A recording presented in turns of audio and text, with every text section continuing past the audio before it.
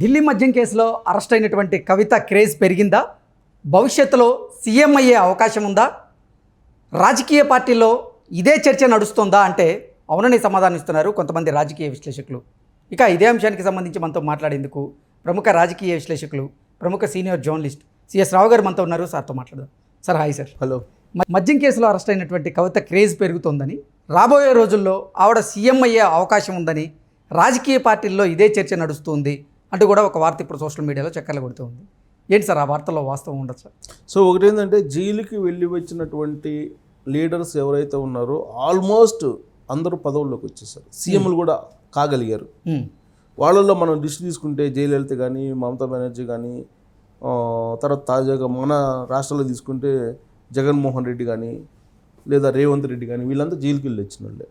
జైలుకి వెళ్ళొచ్చి ఒక పెద్ద లీడర్లుగా ఆవిష్కృతమైనటువంటి వాళ్ళు ఈ జాబితాను మనం చూడొచ్చు. అయితే ఇప్పుడు కవిత విషయంలో కూడా ఇప్పుడు కవితని తిహార్ జైలుకి పంపించారనగానే కవిత తిహార్ జైల్లో ఏం చేస్తున్నారు, కవితని తిహార్ జైలుకి పంపించారు, ఎన్ని రోజులు ఉంటారు అక్కడ, ఆమెకి ఎలాంటి ఫుడ్ పెడుతున్నారు, ఎలా ట్రీట్ చేస్తున్నారు ఈడీ అధికారులు, తర్వాత అక్కడ తిహార్ జైల్లో ఆల్రెడీ ఢిల్లీ లిక్కర్ స్కామ్కి సంబంధించి అనేక మంది ఉన్నారు, వాళ్ళందరితో కూర్చోబెట్టి ఈమెను విచారించేటువంటి అవకాశం ఉందా, ఈ మీద థర్డ్ డిగ్రీ ఏమన్నా ప్రయోగిస్తారా, ఈమె అసలు ఈ కేసు నుంచి బయటకు వస్తుందా రాదా, ఇప్పట్లో వచ్చే అవకాశం ఉందా, ఇలాంటి చర్చలు తెలంగాణ వ్యాప్తంగా జరుగుతున్నాయి. ఈవెన్ తెలుగు రాష్ట్రాల్లో అన్నిట్లో, నాట్ ఓన్లీ తెలంగాణ, తెలుగు రాష్ట్రాల్లో విస్తృతంగా జరుగుతుంది. దేశవ్యాప్తంగా కూడా ఈ కేసు ఢిల్లీ లిక్కర్ స్కామ్ అనేది ఒక పెద్ద కేసు. అయితే ఇక్కడ కవితకి వచ్చినటువంటి అడ్వాంటేజ్ ఏంటంటే ఇప్పుడు కేజ్రీవాల్ని అరెస్ట్ చేశారు, తర్వాత అంతకుముందు డిప్యూటీ సీఎంగా ఉన్నటువంటి సిసోడియాని అరెస్ట్ చేశారు. వీళ్ళందరినీ అరెస్ట్ చేస్తున్నటువంటి క్రమంలో ఇప్పుడు జార్ఖండ్ సీఎం ఉన్నాడు, ఆయన్ని అరెస్ట్ చేశారు, హేమంత్ సోరెన్ని. తర్వాత ఇప్పుడు లేటెస్ట్గా తీసుకుంటే కనుక మళ్ళా ఇప్పుడు ఎవరికి నోటీసులు ఇచ్చారు, ఎవరికి, కేరళ సీఎం కూతురికి ఈడీ నోటీసులు ఇచ్చింది. అంటే ఎవరైనా సరే కేంద్ర ప్రభుత్వానికి వ్యతిరేకంగా ఉంటే వాళ్ళకి ఈడీ నోటీసులు ఇచ్చి అరెస్ట్ చేయడం అనేది కామన్ అనేది పబ్లిక్లోకి వెళ్ళిపోయింది.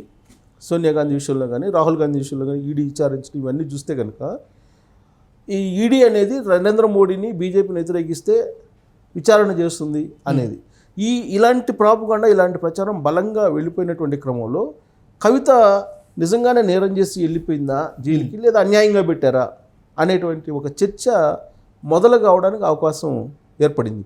ఇప్పుడు అదే చర్చ జరుగుతుంది. బీఆర్ఎస్ పార్టీ కూడా అదే చెప్తుంది, అన్యాయంగా అరెస్ట్ చేశారు అనేది. ఇంకోటి ఏంటంటే కవిత తిహార్ జైలుకి వెళ్తూ ఆమె సంకేతాలు చూపిస్తూ, విజయం సంకేతాలు చూపిస్తూ, ఇలా సంకేతాలు చూపిస్తూ పోరాటం, జై తెలంగాణ అంటూ, తెలంగాణకి లిక్కర్ స్కామ్ సంబంధం లేదు, అయినా కానీ రాజకీయ కోణం నుంచి దాన్ని తీసుకెళ్ళడానికి జై తెలంగాణ అంటూ ఆమె తెలంగాణ ఆడపడుచు, తెలంగాణ బిడ్డను తీసుకుని తిహార్ జైలు వేశారని, కడిగిన ముత్యంలాగా బయటకు వస్తానని చెప్పి ఇలాంటి అన్నీ చెప్తూ. ఇంకోటి ఏంటంటే లేటెస్ట్గా వచ్చినటువంటి న్యూస్ ఏంటంటే హైదరాబాద్ నుంచి ఈడీ అండర్లో వెళ్తూ కవిత ఏ విధంగా ఉందో అంతకన్నా హుషారుగా ఢిల్లీ నుంచి తిహార్ జైలుకి తరలించేటప్పుడు ఉంది ఆవిడ అనేటువంటి ఒక ఒపీనియన్ కొన్ని పత్రికల్లో రావడం జరిగింది. అంటే దీన్ని బట్టి మనం ఒక రాజకీయ విశ్లేషణ కనుక చేసుకుంటేనే వాస్తవంగా బీఆర్ఎస్ పార్టీలో కేసీఆర్కి రాజకీయ వారసుడిగా కేటీఆర్ ఉంటాడు అని చెప్పి చాలా కాలంగా ప్రచారం జరిగింది. కాబోయేటువంటి సీఎం అని చెప్పి గత 5 సంవత్సరాల నుంచి బాగా వినిపించింది. ఇది కేసీఆర్ ఈ ఉగాదికి పోతాడు, ఈ ఉగాదిలో కేటీఆర్ ముఖ్యమంత్రి అవుతాడు, ఈ దసరా అయిపోయిన తర్వాత కేసీఆర్ పోతాడు, కేటీఆర్ ముఖ్యమంత్రి అవుతాడు, ఇలాంటి న్యూస్ అనేకం వచ్చినాయి. తీరా సీన్ కట్ చేస్తే అసలు ప్రభుత్వమే పోయింది తెలంగాణలో. సో ప్రభుత్వం పోయినటువంటి క్రమంలో ఇప్పుడు కేటీఆర్ స్లో అయిపోయాడు. హరీష్ రావు తన రాజకీయం తను చేసుకుంటున్నాడు. పబ్లిక్ ఫోకస్ అంతా వాళ్ళ మీద నుంచి ఇప్పుడు కవితకి డైవర్ట్ అయిపోయింది. కవితని అరెస్ట్ చేయటం, లిక్కర్ స్కామ్లో అరెస్ట్ చేసి తీసుకెళ్ళటం, ఇవన్నీ ఇటు డైవర్షన్ అయిపోయిన తర్వాత ఆమెకి పొలిటికల్ క్రేజ్ పెరిగింది. దానికి తగ్గట్టు కేసీఆర్ కూడా కవితని తన వారసురాలుగా చేసేటువంటి ప్రయత్నం చేస్తున్నాడు అనేటువంటి ప్రయత్నం చేస్తున్నాడు అనే న్యూస్ కూడా ఇంకోటి స్ప్రెడ్ అవుతుంది.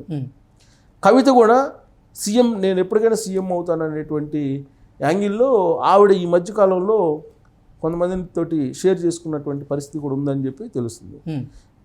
ఇలాంటి సిచ్యువేషన్లో ఇప్పుడు అసలు కవిత ఇప్పుడు ఒక ఫోకస్గా మిగిలారు.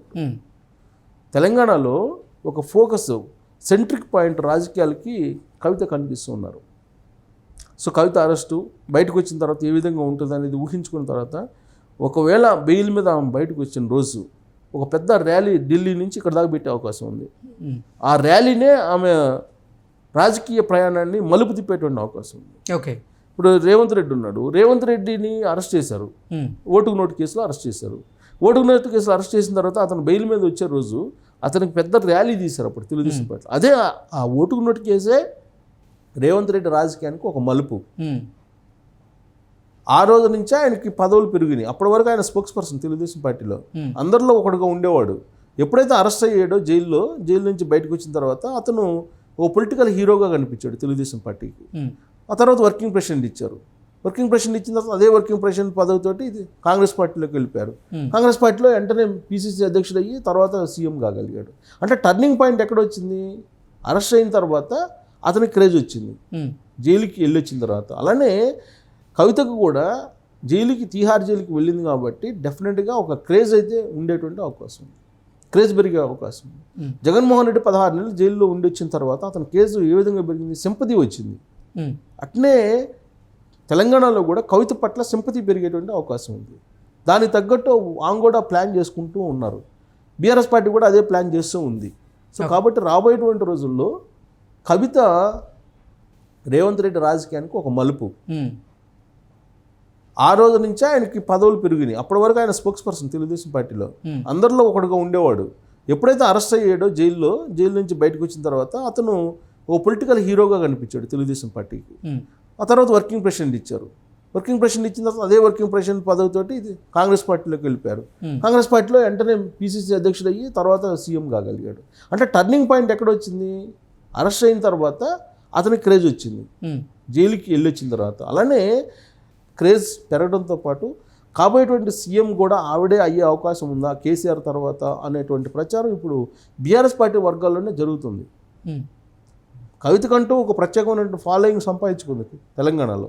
ఓకే. అంటే అరెస్ట్ తర్వాత కవిత గ్రాఫ్ పెరిగిందంటారా? గ్రాఫ్ పెరిగే అవకాశం ఉందని చెప్పి అనేక ఉదాహరణలు నేను చెప్పాను కదా. జగన్మోహన్ రెడ్డి ఇష్యూ చెప్పాను, రేవంత్ రెడ్డి చెప్పాను, జయలలిత చెప్పాను, మమతా బెనర్జీ చెప్పాను. ఇలా అనేకం ఉన్నాయి, చాలా ఉన్నాయి. ఒకసారి జైలుకి వెళ్ళొచ్చారు. కేటీఆర్ని కాదని కవిత సీఎం కాగలదా? ఇప్పుడు బీఆర్ఎస్ పార్టీ నిర్ణయించింది అనుకో, అప్పుడు ఏం చేస్తారు కేటీఆర్? ఇప్పుడు ముఖ్యమంత్రి అభ్యర్థిగా కవితనే రాబోయేటువంటి ఎన్నికల్లో ఫోకస్ చేయాలి అనుకుంటే అప్పుడు తీహార్ జైలుకు మొత్తం, ఇప్పుడు ఒకవేళ తీహార్ జైల్లో ఉన్నా కానీ బెయిల్ మీద వస్తారు కదా. పైగా ఇంకోటి అడ్వాంటేజ్ ఏంటంటే కవితకి ఇప్పుడు ఈడీ కావాలని చేస్తుంది అనేటువంటి ఫోకస్ బాగా తీసుకెళ్ళగలిగారు. ప్లస్ దేశవ్యాప్తంగా కూడా అదే జరుగుతుంది. అంటే ఇవేం చేయకూడదని తీసుకెళ్లారు అనేటువంటి ఫోకస్ వెళ్ళిపోతుంది. కాబట్టి డెఫినెట్గా సింపతి వస్తుంది. సింపతి ఎవరి మీద ఉంటుందో, ఫోకస్ ఎవరి మీద ఉంటుందో వాళ్ళకే పొలిటికల్ అడ్వాంటేజ్ ఉండే అవకాశం ఉంది. సో కాబట్టి రాబోయేటువంటి రోజుల్లో ఏదైనా జరగచ్చు బీఆర్ఎస్ పార్టీలో. కేసీఆర్ వారసురాలిగా కవిత సీన్లోకి వచ్చేటువంటి అవకాశం కూడా లేకపోతే